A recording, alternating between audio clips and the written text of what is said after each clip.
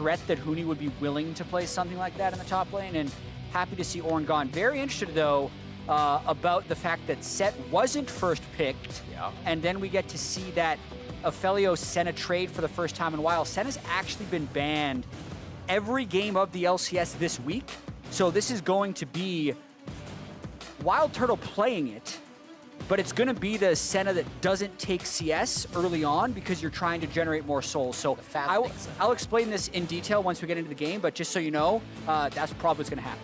So Aphelios picked up there for Johnson, a lot of priority there for him. He has had good plays on it, but getting the bot lane comfortable seems to be in the mind of Dignitas.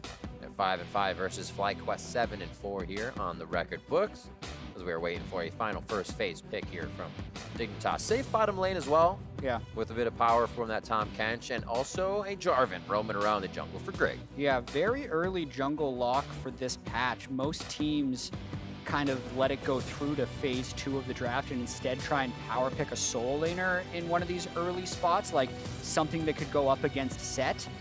But Greg has shown some of his best games on Jarvan. That was the hot side of Dignitas that Mark talked about on the desk, not the cold, bad turret diving side.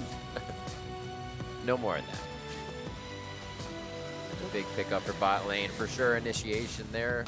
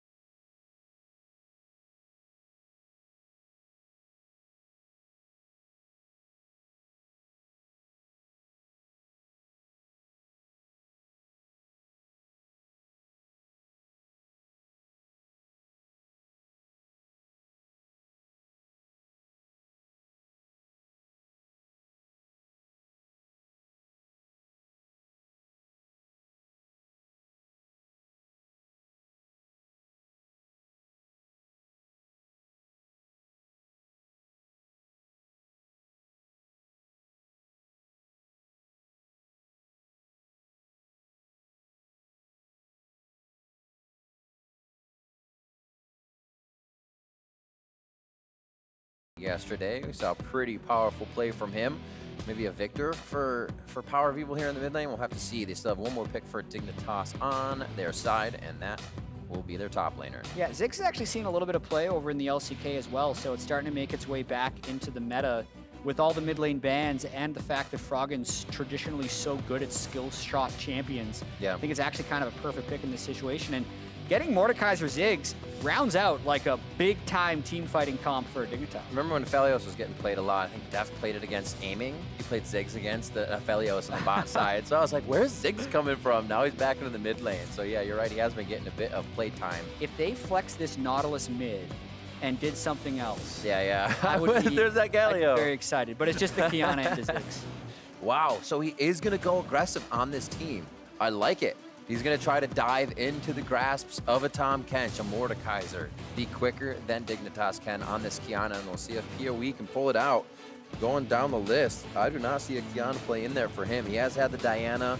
Yeah. So he likes to get in there and tussle a bit. We know PoE and his builds. I'm excited for this one. But 5-5 dig, as I said, between the 7-4 FlyQuest as they try to move up the rankings in the second half of the split. Fun bit of history with Power of Evil's Kiana History me. is when the champ was released, even though it was DeMonte who got all the cred for picking it up first, For sure. Power of Evil was actually the first person drawing Kiana bans. Because he was playing it in scrims, actually making people ban it, and then only after DeMonte had played it a bunch did PoE play it against DeMonte in the third place match. And you're like, oh my God. People were like, oh yeah, Power of Evil trying to deny that Kiana from DeMonte. And it's like, it was true, it was a denial pick, but PoE and COG was like, wait a minute, we were doing it first, we just never got to show it. So it is a champ, even though it's not traditionally PoE's like late game farming style. Right. It's a champ he put a lot of time into right when it came out. And Froggen, again, on something fun. It seems like he always is able to just spread that champion pool a little bit more, and you never know what he's going to bring out in the mid lane. And I think it offers a lot of versatility to the team. You have Huni in the top, Froggen in the mid. There's so much you can do with that. I'm excited to see what these teams have for each other on the Rift. The crowd is ready here in the LCS studio as we are about to get into game for game number 2 of the day. We had a quick one for game number 1. Let's see if these teams can keep pace and get to the Nexus first. All right, looking at the items early on, I can confirm that Firm. Wild Turtle, I know this has happened in other leagues, but I'm going to show you anyway. Whoops. Wild Turtle has the Spectral Sickle, which is the support item, and there's no support item on Ignar. So the reason you do this, for those of you who are unaware, is the soul drop chance on Senna was increased to 25% from minions you don't last hit. So basically all the people that were doing Marksman Senna had really low soul chances. And actually, once you do the math, there's about 54 gold worth of value per soul. So it's actually better, like actually more powerful just for Senna, not even taking into account the other person, for ranged minions to just let them die into the ether because you're getting more expected value from your souls. And we have a sideline report that we're going to talk about right now, and then I'll get into more Senna stuff. Absolutely. Let's throw it down to the Tigress. Thanks, guys. Do have a sideline by my side. I just wanted to get your thoughts on how the Ziggs pick is going to capitalize upon what Froggen has to offer. Yeah, so Froggen is traditionally really good at control mages, and I think Ziggs is really good in this meta right now, just because if you ever get that Herald swap timing and you get Herald, you're able to just break a tower from 5 plates completely. We had really good results within in scrims as well, just getting 15 plates, moving around the map as quickly as possible. His ulti is also really good for catching side lane waves when the team is trying to react, so we feel really confident about this pick. And considering that Huni and Froggen are both major win conditions, how do you feel about how this can also work with Mordekaiser on the board? Yeah, so Mord, I don't think they have enough damage to kill Mord if he gets ahead, so I'm pretty confident about that pick. And we have Aphelios as that late game insurance as well, that 200 years of experience really coming in clutch for us. So. I would also like to say that I tried to get you to dance with me for a moment, but that's going to be my goal for next time. For now, let's head back to the Rift. Awesome stuff. We'll see quite a bit of dancing between the teams this game, so we should get our fill. And interesting things to hear them reveal about the Ziggs pick, that it's, I feel it's so dominating, going to control the game, but I guess they have to get to that part first. Yeah, you have to be able to get some other early game pressure to get Ziggs to those turrets, but absolutely the turret destruction on plates is an amazing synergy that I'd be looking forward to taking advantage of. 15 plates. You're going to need something to put those plates in. That's a lot. We don't see that too often, especially the current meta. And we will see. You were talking about Wild Turtle and not farming earlier. My comment was just going to be basically that's where every marksman would love to be. Just not having to hit the cannon minion or any minion. Just got to harass, and then you get to play AD carry later. Nautilus is actually really good for it because since he's CSing, his passive applies so much extra damage that last hitting is very easy for him. Not taking that cannon, though, because it would be too dangerous. Nice snipe of the soul by Wild Turtle there. But yeah, the bigger portion is, since Senna doesn't necessarily get much more gold from CSing versus not CSing, thanks to the value of souls, the next logical jump is let's put someone down there who will CS instead, and then we get 2 powerful hitters. So we're going to have a much more powerful tanky support Nautilus and a farmed Senna by the end of the game. That's the logic. And right now, they're just going toe-to-toe. 3v3 on the bot side. Power of Evil is going to make it a little lopsided, but they have Ignar soloed out. He goes down to a Gravitum lockdown on Johnson's Q. He's out of mana, though, so he's got to be careful as they push the wave with Infernum. They should be able to get out of this one, and what a quick fight towards the bottom side of the map. Yeah, really awkward, where there was basically a mid lane scuttle fight going on that eventually leaked all the way down to the bottom lane, and that made Ignar and Wild Turtle like, we're supposed to be supporting our bottom lane, but we don't have enough tempo, so Ignar just ends up dying. Summoner spells used as well on the side of FlyQuest as they kind of just fought for this minion wave. Yeah, so at this point, like normally FlyQuest would quit the trade, but Santorin's asking for help, and FlyQuest say, okay, we can help you. Meanwhile, the mid lane isn't the first to roam either, so Ignar is actually just completely trapped out. Afro is just baiting out the gray health, taking a lot of damage early there. Really well played all around, making sure they did not lose a member. Santorin able to get himself back in and pick something up towards the top side so the team can keep vision. And Huni is 25 to 30 here. All things considered, it's just pretty even. Not too much to worry about in that lane. Mordekaiser v Set is a difficult matchup for the Mordekaiser, but it is playable. So you often do see Mordekaiser picked in a Set. It's just going to be rough. You're trying to wait until level 6, and even then, a lot of times Set can outduel you in the Death Realm, so Huni does have to play this one cautious. Just hope he uses a cooldown erroneously. Yeah. Then you're in there to win it, as long as you can hit your grasp. So looking at Infernum and Gravitum for your Felios here, and a 2v1 as Aframu goes ward clearing. He'll probably hit that Scryer's Bloom, so he's able to now see what he's dealing with. So pretty much even in CS. If you look at the bot, you are going to have to trade Ignars and Wild Turtles. Keep adding those together. Don't just think Wild Turtles falling behind. Yep. It's easy to consider. Yep, adding up. You're basically saying Nautilus is the marksman in terms of CS, even though in terms of the way the game actually plays out, it is still Wild Turtle. It's just his support ends up having higher support. This seems like a fun lane, though. Back and literally just playing the waves back and forth. At least he gets it to the turret, so Viper can be rest assured here that this one will bounce off for him. He's doing pretty good at getting himself into a position where he could take this lane over, but I think Huni has enough to pick up and bring that, like I said, 2 even. Froggen with the satchel back as he gets a bit of aggression from Power of Evil.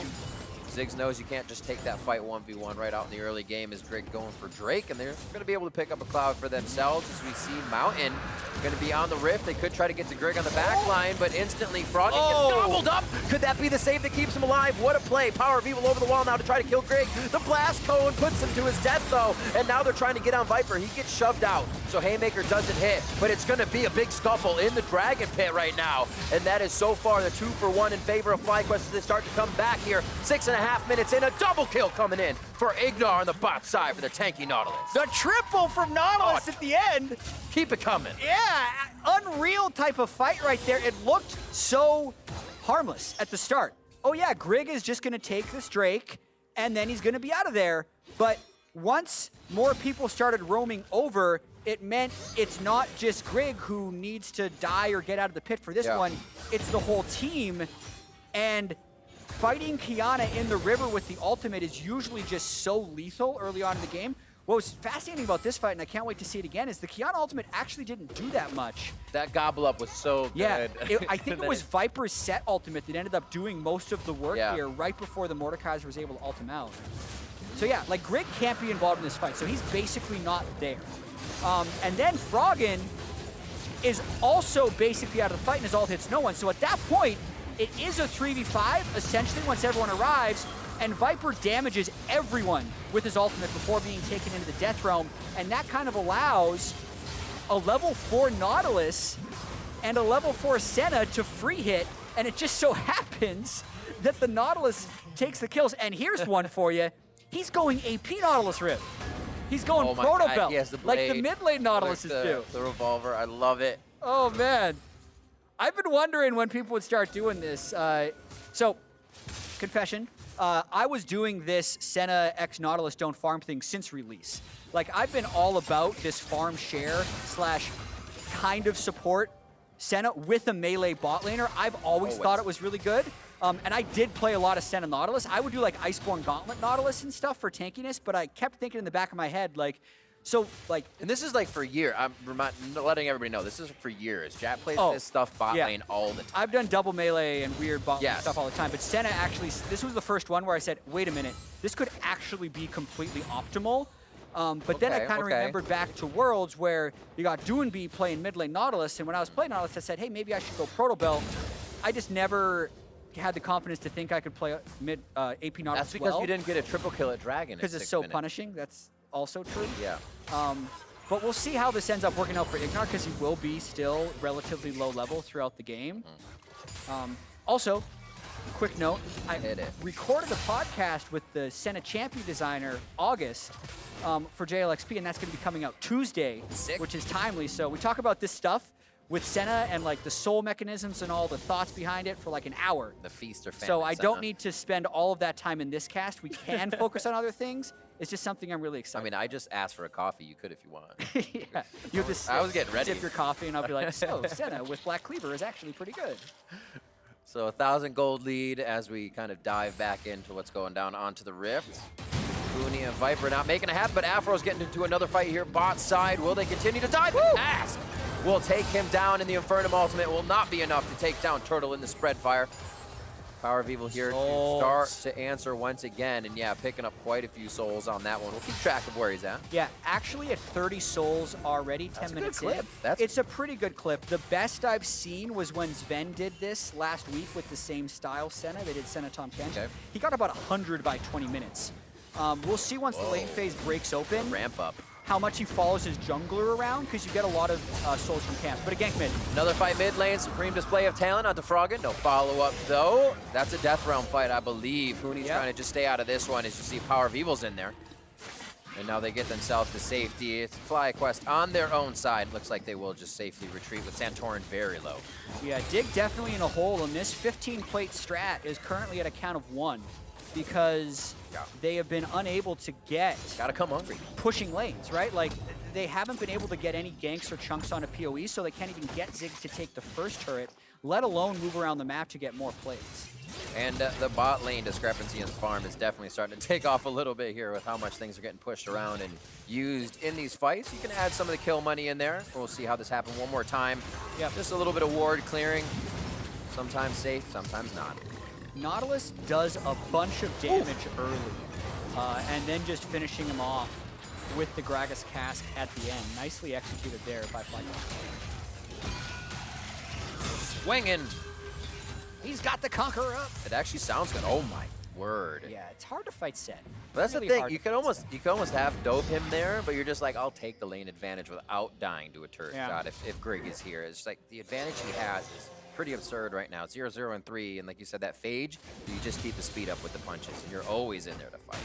Viper probably could have solo killed him there. Yeah, absolutely. And then If it would have you been really want to go questionable. aggro. Would have been questionable about whether or not he trades it back.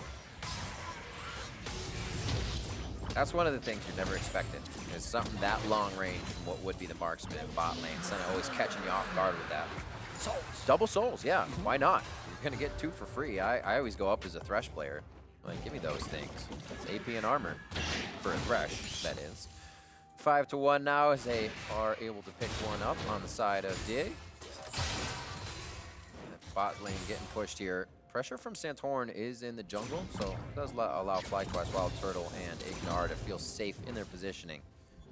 Go ahead and start to move around and get wards down together. Power in numbers for them. You'll also notice that Wild Turtle is taking a few CS. I think that's correct because there are certain things you can't get from Souls that you need to get from the item shop, like CDR or lethality, which Right. is why he is getting a little bit of CS as they continue to pressure Frog in mid lane. There's the proto belt for Ignar. Now we're waiting for the flash belt hook. We gotta see it come Oh, in. wow. There's also a chance that FlyQuest is going to go with 2 Umbral Blades this game, which will make the map just black for Dignitas. The amount of ward clearing power you get of Umbral Blade is incredible. It's true, you see the serrated Dirk over there for Wild Turtle, and it's already on Power of Evil. It becomes pretty hard as a support when you know everybody running around is able to clear your wards. Yeah. It feels so bad. So they could just black out Dignitas' map quite soon here, as Viper freely clears his top side. 119-95 in that matchup is going to be a Leandri's first for Here they Hooney. come. Looking towards bot side. Power of Evil could blast Cone over the wall. He's got the freeze from the river down on his Chakram. And they're not going to go for that fight. They just back out. A little bit of restraint. They Yep. did get the flash from Johnson. Had to be a little bit respectful. The fact that teleports are up from the top laners as well, so they don't want to throw away this lead since things are going relatively well for FlyQuest. See, there was a flash used pretty recently from Ignar on that bot side, trying to get a little activation in if they did have a fight for who was roaming down. So still have that with Belt if they want to move forward as much as it works. And you're right, there's another glaive picked up by Turtle on his next back. detrimental to the vision game. We're watching Greg farm out his jungle here. Still has a stopwatch for himself. One for Froggen, one for Afro Moo. Some plays to be made there, but still looking for Ignars and Santorins if they get into a fight from both teams. Things are all quiet right now, waiting for 2.5 on that Ocean. It is the one that changes the Rift, so each team would love to fight for that as Rift Herald is still up, but this is going to be Rift Herald #1 and only. Yeah, no super plates to come down from the Rift Herald whatsoever. My big game coming in mid. Oh, very big damage to Froggen. He's kind of stayed still. Okay. Inferno Bomb on, traded over to Power of Evil, but it's not going to be follow-up enough from Greg. They could bounce him back if he gets next to the wall with the cast, but it's looking to be the body slam cast. Santorin just misses to the side as there's a flash from Greg. Yeah, that was one of those situations where Santorin was trying to ER since you can flash out of the E-stun before the R hits, but since he flashed early, he ended up just throwing both spells into nothing. Still a big play for FlyQuest. Leandri's making a difference in that bot lane matchup for Viper. We saw him turn away from Huni there, but he was kind of under 2 turrets. His mid's gonna go down. Turtle just standing there, knowing he can heal himself. Just keep being the caster marksman that he is. And stay and farm. FlyQuest feeling comfortable with the power they have right now and starting to push that forward. Yeah, turning into a really rough game for Dig. FlyQuest trying to bounce back from that C9 defeat yesterday, and they did end up going with the double Umbral Blade. So just like looking at the minimap, look at how few wards Dig have been able to keep up. And when PoE does walk, 1 hit, 2 hit, bye to the control ward. Same with PoE, he can auto-queue them if he so chooses. They clear wards so easily. Quick grass escape as they'll take Rift Herald #1 of the game. Where do they go with this? It's actually been that plate denial game from FlyQuest here onto what was the Ziggs composition and what I guess would have been roaming around once Dig got that first advantage. Froggen's out of his lane a little bit more, and even having Inferno Bomb to be able to throw lane to lane when you have an advantage is huge. Remember days all the way back to Link on CLG when he would play Ziggs over and over. Yeah, Pepperidge Farm remembers. Pick. We don't have Prawley here today. He was the Ziggs man That's as well. true. Back in 2013. But the thing that Ziggs always had was the ability to stall out games with wave clear. It got diminished greatly with the reworks to the Baron buff throughout the years, which gave many Baron minions large amounts of MR, so it becomes harder to stall games. But that's still going to be what Dig try and do with this Ziggs pick, is just stall. We heard the coach talking at the start of the game where they think, hey, if Mordekaiser gets some items, we don't think they're going to have that much damage for him. Ziggs is going to be able to have a lot of effectiveness. And now they're thinking about diving set. Always a challenge. Flag and drag out of the Cataclysm. They're trying to fight him in the turret now, and he goes into the Death Realm as Wild Turtle's trying to fight on the other side. Power of Evil stealing grass so he can keep himself invisible if he does want to engage. I think they're allowing Dignitas to make another move on this one. Viper saved by shield, but he's going to go down eventually, and Dig with that many people there just could not be fought against from FlyQuest. Yeah, I mean, 5 people up there for 45 seconds, and they still haven't taken the turret. Meanwhile, that rift down bottom with Ignar is going to take 2. AP Nautilus is just the cavalry on the bottom side of the map for FlyQuest right now. They know Power of Evil's basically still there. It doesn't have too many places to go other than the spot of they want to defend this turret. Could push him against the wall. It's only going to be 1, and they could take down Huni. He's gobbled up by Aframu, and then they're going to throw back the mace as they look for a bit more damage. Huni is playing with fire as they try to get both of the members of FlyQuest in for the fight, taking turret shots every which way, but not coming up with a kill. FlyQuest did a very good job of trading their own health for their turret damage. There has been so much time invested here by Dignitas trying to get this turret, and they're actually not going to get it. As FlyQuest valiantly defend, it cost them 1 death and a bunch of health bars from PoE and Wild Turtle, but for the cost of that, they actually got an Ocean Drake and 2 turret spawns. Here it is again. Yeah, this is the original dive on Viper, where he's just tanking as much as he can, and then just gets ulted by Mordekaiser, and as soon as that happens, he's like, let me take Mord into the turret, because I know he can't 1v1 me under the turret. When he pops out, he's really just kind of sad, because wave. yeah, and PoE had decided not to fight a 3v5, which is probably the correct choice. Right.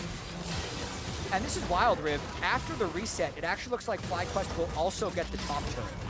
So that's a 3 turret for 0 engagement by FlyQuest. Very well done. Wow. really turning what Dignitas was made to do with this comp on their head, and that becomes hard, right? Because when it sounds like you're going to take 15 plates and do all that, there isn't really a plan B to it with the comeback. You're talking a little bit about wave clearing before. You know, Froggen remembers his CLG EU days, his dream hack with Anivia in 50-plus minute games, trying to defend bot lane before they came back, but it's a little different. Like you said with Baron, it's not going to be as much, but they still have a few shock and awe ultimates. Infernum onto Mega Infernum Bomb. We'll see. FlyQuest has been kind of just skirting all of that damage as they get themselves into these fights. Viper pushing the bot side. They're up to inhibitor turret already before 20 minutes into the game, and that really pulls Dignitas into places that teleport has to be up if they're going to keep someone down there, really. Yeah, and a soul update for Wild Turtle. He's at 60. Good update. That's actually pretty low for this strategy. I've saw a few moments where there was a red buff that he saw die and he didn't pick up that soul. He's left a few sitting around on the ground as well, so definitely not optimizing the souls as of yet, but still a good strat, I think. I love, we just had the money up. I love looking at it with 7,700 up on Ignar, and that's just about matching mid, over top. 3-1-1. 2 solo turrets. Now has Azanya's. Well, all that happened as well. That's a big boy right there. He is not afraid to step to the front of the fight and also be the initiation. Azanya's all the time. Why not? Santorin clearing things out with his Predator as he moves through the jungle. And everybody is even moving pretty far away from each other here. FlyQuest is feeling very free in their movement. As we see Greg bot side with Huni, and Dignitas kind of has to keep together if they are roaming through. Still on that point of not having too much vision, we see how fast FlyQuest is making Dignitas replace vision, and it's always closer to their base each time.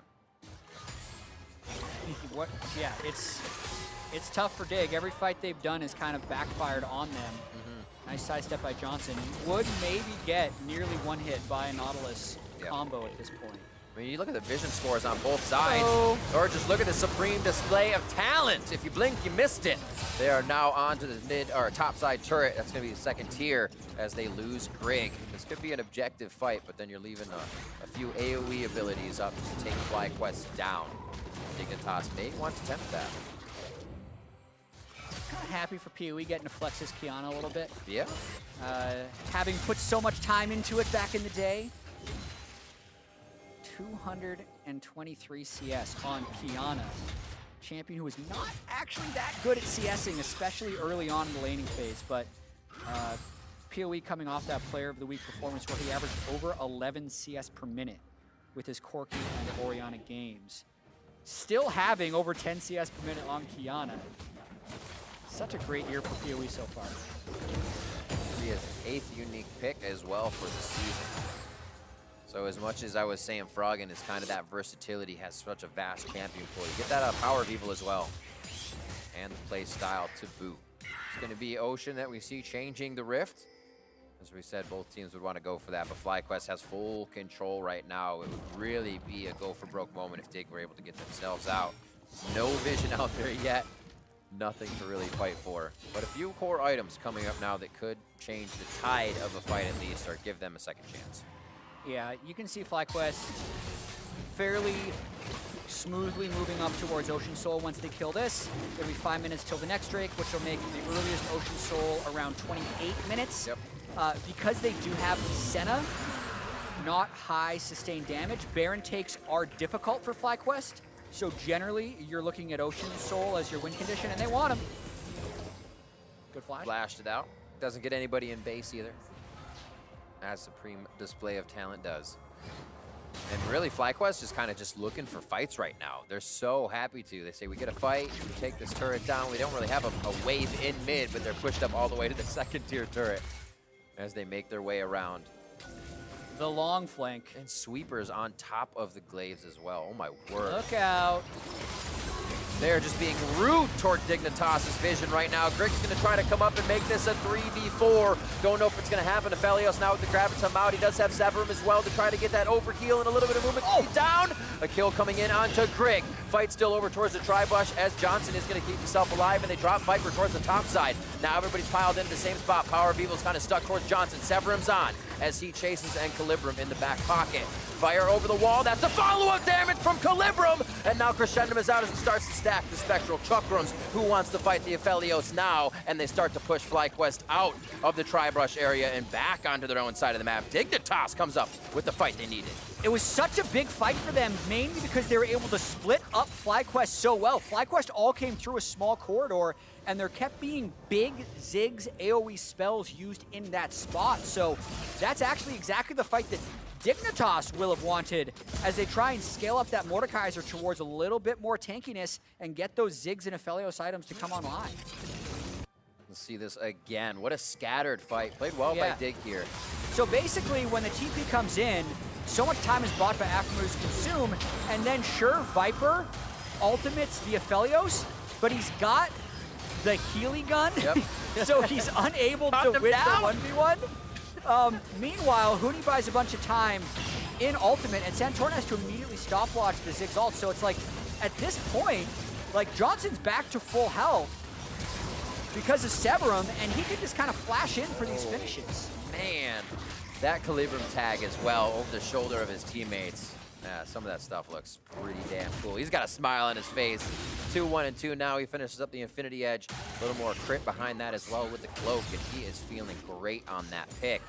Things get turned around a bit, but that does not mean FlyQuest is out of the fight. They are still very much in and ahead in this game by 4,000 gold, as Dignitas just gets a bit of breathing room and they're able to push out of their base here. Yeah, and Turtle's still only at 68 souls. He doesn't have the incredibly long center range. Definitely slowed down. Viper, no flash. He's probably dead. One lick, make it quick. A little follow-up damage from that showstopper. That wasn't even from the top rope, though. It was the bottom rope. That's really interesting here, Riv. Normally when you send 3 people down bot, you lose Baron. But against a Senna Kiana team, you don't. They don't have the damage to kill it quickly. Dig making a comeback here. Pushing towards mid. They don't have a shoulder ward towards their top side. This could be a big initiation. A grab by Frog, and Huni just makes it out of that. And Dignitas will stay safe. There's the damage we were looking for from Ziggs, though, with the satchel on a low turret. Goes down. And I circled the 3 dying souls.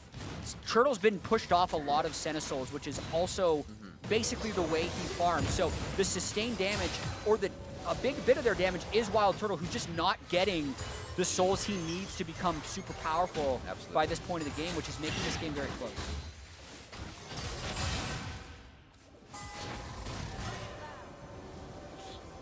Down, see if he find any jungle camps or more CS for himself. He's just playing the ward clearing game now, at least getting a bit more vision score. Always helps, little gold. So he backs, a little bit of a reset for both teams as we have 1 minute on that Ocean Soul coming through. And really nothing else for Dignitas to have to think about after they push those waves. A really great job for them to be able to be outside their base here. The vision's pushed forward though from FlyQuest, so they're gonna see Dig coming. Yeah, from the looks of it, we're gonna have all major ultimates up. Yep. And also Johnson's gonna have his flash on Aphelios, which is gonna be really big as he's on very nearly his biggest power spike. He will have that once he completes Hurricane. So a little bit of mid priority coming in from Dig as well. They're gonna wanna just maybe even force a fight on this trade. So it looks like Johnson will have full Gravitum for this fight, and he's going to wait on that Infernum so he can use this ultimate. He may not spread it out just yet. That's the big one he wants to use in his Moonlight Vigil. All right, so PoE and Viper want to flank, but Dig is just trying to get mid-priority with 5 people. Almost had Wild Turtle on the flag and drag. You can see how resilient FlyQuest is to that engage, being able to back off quick, having a bit of movement speed, and takes on the front line. Yeah. 2 flanks coming around. Viper and Power of Evil from the river. Dufuni has a lot to think about. Turtle goes quite low as Brig is on him immediately. Jungle to the marksman, not a great thing. It could be Johnson going down. He does get a face breaker that pulls him in and drops him to the mat. Huni is now with Power of Evil as Turtle and Grig are going 1v1. How is Aphromoos still alive in this 3v1? They finally bench the Frog, and it is going to be Grig getting chased out of this as well. He thought he could take Turtle down, but that power does come out a little bit if you're soloing the center. Riv, that was the oddest fight because FlyQuest was trying to flank basically the whole time, yet it was the other 3 who killed Johnson. It wasn't the Kiana or the set flank that did the majority of the damage. I'll have to catch the start of that again to see I think it was just Santorin's AP Gragas and the AP Nautilus that did so much burst on Johnson to catch him off guard. Now they can turn for Baron and actually go for the soul maybe afterwards. Dig is just going to try and rush this soul denial, actually. Oh, Power of Evil just behind. He's trailing. Okay, so he sees him on the ward. Grig's just going to say whatever. He should just go over the wall. Don't fight the Kiana. You don't want to be 2 HP when you're in that dragon pit. So this is a good steal. They should be able to make it up. But wait, Viper's here. Viper just teleported in. He's going to be able to start the fight with Johnson. Severum gives him the movement speed. Facebreaker brings him in. Oh, my word. And they're going to be able to get that kill very quick coming in from Kiana and Zet onto Johnson's Aphelios. And this means it's going to be one Dignitas member of the Crick without a paddle. That's Grig. He's trying to paddle as much as he can, but he goes down to Santorin. And 2 Dignitas members fall immediately after a big fight where they just lost as well. Yep, big death timers coming in on the side of Dignitas as well, where the Baron minion wave is already pushed up for FlyQuest. This is a window for them to try and take some big advantages. There's that wave clear we were talking about. Although slow, they put the power and numbers down there so Viper doesn't feel like he can get anything off that turret. Booney's just trying to trail. You can see how hard it is once the Baron up minions are just pounding those turrets. Power of Evil takes down topside. FlyQuest now in control of the map once again. A little bit of a stutter step there, where they did find Dignitas overthrowing them. It looked like Dig was mounting a comeback until they lose that fight in the mid lane because Johnson gets bursted by the support jungle AP combo. And now they're in danger of losing all of their inhibitor turrets. Taking some shots. Wow, it's happening so quick too. They really can't, they don't have time to think about which one to go to or what fight to take. They're gonna get healed up a little bit on the bot side by Turtle, as well as take damage from that. Santorin can separate the fight. And you have Power of Evil on the top side, even low on mana. Nobody wants to take that full fight with him, and they do drop another inhibitor. Dignitas has to choose when to go. They just weather the storm. Looks like FlyQuest is going to let them live for now. They do back out without too many minion waves crashing in on each side. It does get a little hectic when you don't have your full wave. So FlyQuest take a breather. They'll be back 3 minutes onto Ocean Drake, so we still have a lot of time for that.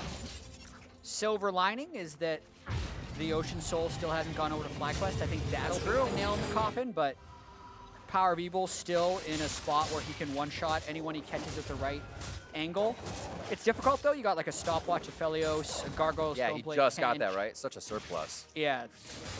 Another Stoneplate on Jarvan. Like, it is going to be difficult for PoE to find a good engage, but really this is likely going to be Dig trying to defend this third inhibitor while we're waiting 2.5 minutes for the next Ocean Drake. And if Dig tries to fight in defense of this third inhibitor, the game could end. Woo! That was close. That was super close. I almost thought we were going to see Eggnog go all the way to the fountain. Johnson would love to use that power we were just talking about, but Booney gets zeroed out as soon as he steps off that the base gate. And that was pretty scary. Yeah, you gotta question why he was out there. Yep. Here's the final inhibitor coming to be pushed by FlyQuest. This makes the defense of inhibitor 3 nearly impossible. Still have the clear from Johnson. Yeah. Feels good towards the bot, but it's going to be coming in on every wave now. Smack that in here. It's like you're grabbing from the little stones off of it there. All right. FlyQuest now has one priority in mind, and that's 2 Nexus turrets. Good grab off, depth charge, and that is going to get fizzled out. You can see it on cooldown for Ignar. Flash for Wild Turtle, as he actually did not want to go down to 10%. Probably wouldn't have died right away, but they do use the summoners to back off. Dignitas live to fight another day, but can they get anything on the way out? Start pressuring their vision up, moving up a little bit. Not even a ward stands outside of their base due to the builds and the inventory of FlyQuest. Yeah. Everyone on Dig thinks there's been a reset. Oh, now it does. Dang it. There hasn't been a reset. Grig! Oh, no. That's going to be Grig possibly going down. Infernal coming through. Grig gets the flag and drag as he almost gets blasted back by a Cats there. Keeps himself alive. He's actually backing, which you can run faster to the base than you can back for 8 seconds if you're in the base at that time. And they are going to be taking shots. Turtle misses out on the ultimate, but they are just going to back off and have 30 seconds on this Ocean. I like the idea there by FlyQuest. Again, got to keep calling out the massive vision denial from having two It's Umbral Blades insane. on this team, making Dig kind of have to face check literally everywhere they go. But with 3 inhibs down, it's so difficult to defend this Ocean Drake. Dig might try a bit of a desperation, but with where they're currently set up, probably not. That's right. It's like when you have 3 inhibs down, leaving your base isn't really on the agenda, especially then when you can't even find a place to put down vision. The only wards that are really surviving are the ones just outside the base on that wall. They're possible initiation spots for the side of Dignitas, and FlyQuest has to be a little bit more careful to clear them. Ocean Drake coming in, like you said, Jack, possibly the nail in the coffin. And just look at how this game works all around. The triple kill for Ignar in the start. Oh my word, Froggen. So quick before he could even Zanya is down to half HP and almost taken down by super minions here as he slows him with a minefield. 70% of his health was Kiana EQ. He stopwatched the second Q and flashed the ult. It's kind of absurd that Froggen is alive right now because he dodged 2 of the most crucial abilities from Kiana. Well played by Froggen, actually, to live through that. That's the whole point of Froggen. You just keep alive, right? You keep jumping, keep Yeah. living. Don't get hit by the truck. Don't get hit by the car. Don't fall in the water. And right now, he's able to do that with the satchel and flash. Kept himself up. Barrier's still there for some possible play beyond that with Zanya's on cooldown. Kind of every way they have to work around FlyQuest is just getting dwindled away, and FlyQuest can keep coming back that much faster to fight again. 15-5 here as Baron's going to go over to FlyQuest ever so slowly. Just kind of scratching the objective to take it down. One day, Turtle will have 100 souls. It'll be soon. He has 97. He'll get 2 souls off the Baron, and then he'll hit his 100 soul. Great boss down. Yeah. 1 more soul, and Turtle will have 125 additional range. Currently only 100 additional range from the soul stacking. Whose soul will he take? Probably like a ranged minion. Poor range minion. If only he knew how much power he was giving him. Just go grab it. Oh, there they are. Go grab it. Huh! Oh, it's so... It's look gonna at him. die. He's thinking. He's not gonna pick it up. Oh, Pew! just get it, Turtle. Literally. Good clears coming in from Dig. They're on the tightrope on this one, though. FlyQuest just figuring out how to cut that line at this point. Ocean Drake up. They can take an erroneous fight. Still feel good. Yeah. Walk out of the base for a second. Come back to fight Dignitas again a little bit later. Viper pushing in top by himself to now join the rest of the team. Crescendum and Calibrum up. Not the greatest clears here for Johnson, but he can still get the work done with those guns in hand. Man, this is just a battle here. Finally, a bit of an initiation. That's just going to be for the inhib. Pulling onto Hooney. A bit of a fight from Greg as he flag and drags in, but it's instantly deleted as a pretty squishy Jarvan. Viper's fighting 2 on the next turns, takes a third to exit himself out of that ring and keep the fight going. A nice tag in by Ignar's hook there as they keep Aphromoo in a spot for death. But they want the inhibitor turrets. The minions are now following them through with this Baron. And it looks like they may be able to seal the deal finally. Whoa, Santorin flies in with the Zanya Zan. He's going to be going down under the turret as they just throw themselves into the fire, knowing the Nexus should follow along with them. FlyQuest is going to move it to 8-4 on the spring split. Another solid win by FlyQuest in this